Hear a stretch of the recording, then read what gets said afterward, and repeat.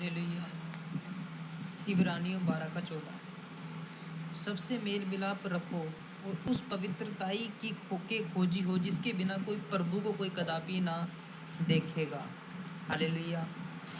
यहाँ पर वचन कहता है कि सबसे मेल मिलाप से रहो, सबसे मेल मिलाप रखो और उस पवित्रताई के खोजी हो जिसके बिना कोई प्रभु को कदापि ना देखेगा। यानी कि यहाँ पर परमेश्वर वचन में से बात कर रहा है कि सबसे मेल मिलाप रखो, यानी कि सबसे मिलजुल कर रहो, सबसे मेल मिलाप रखो।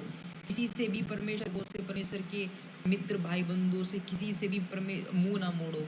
परमेश्वर का सबसे मेल मिलाप रखो और उस पवित्रताई के खोजो जिसके बिना कोई प्रभु कदापि ना देखेगा। यानी कि पवित्रताई का होना बहुत जरूरी है। वचन कहता है कि जिसके बिना परमेश्वर को कोई कदापि ना देखेगा। यानी कि पवित्रताई के विषय में यहाँ पर लिखा है उस पवित्रताई के खोजियो, यानी उस पवित्रताई के खोजियो। कौन सी पवित्रताई की बात यहाँ पर परमेश्वर कर रहा है? उस पवित्रताई वो, यानी वो वाली पवित्रताई जो परमेश्वर की पवित्रताई है, यानी कि जो प्रभु यीशु मसीह की पवित्रताई है। यानी कि वो पवित्रताई कौन है? वो पवित्रताई पवित्र आत्मा है। और पवित्र आत्मा हमसे क्या चाहता है? पवित्र आत्मा के काम बाइबल में लिखा है कि शरीर के काम तो प्रकट है, अर्थात व्यभिचार, गंदे काम, लुचपन, चोरी, मूर्ति पूजा, ढा। यानी कि ये सब काम किसके हैं? शरीर के हैं। और परंतु आत्मा काम क्या है? मेल मिलाप, धीरज, कृपा, शांति, भलाई।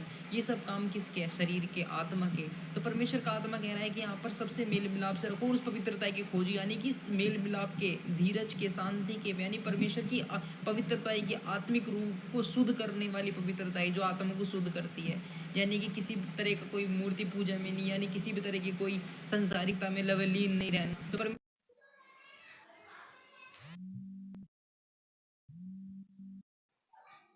क्या है? उस पवित्रता की खोज जिसके बिना प्रभु को कदापि न देखे। यानी कि अगर ये पवित्रता हमारे अंदर नहीं होगी तो हम परमेश्वर को कदापि न देख में, आप लुचपन में, आप गंदे काम में, आप मूर्ति पूजा में, टोने में, टोटके में, किसी भी तरह के गलत काम में रहकर आप परमेश्वर को ऐसे प्रसन्न नहीं कर सकते, ना परमेश्वर को देख सकते। परंतु पवित्रताई के होने से ही तुम परमेश्वर को देख सकते हो। Hallelujah, hallelujah. परमेश्वर का वचन कहता है कि सबसे मेल मिलाप रखो और जिसके बिना परमेश्वर को कोई कदापि न देखेगा।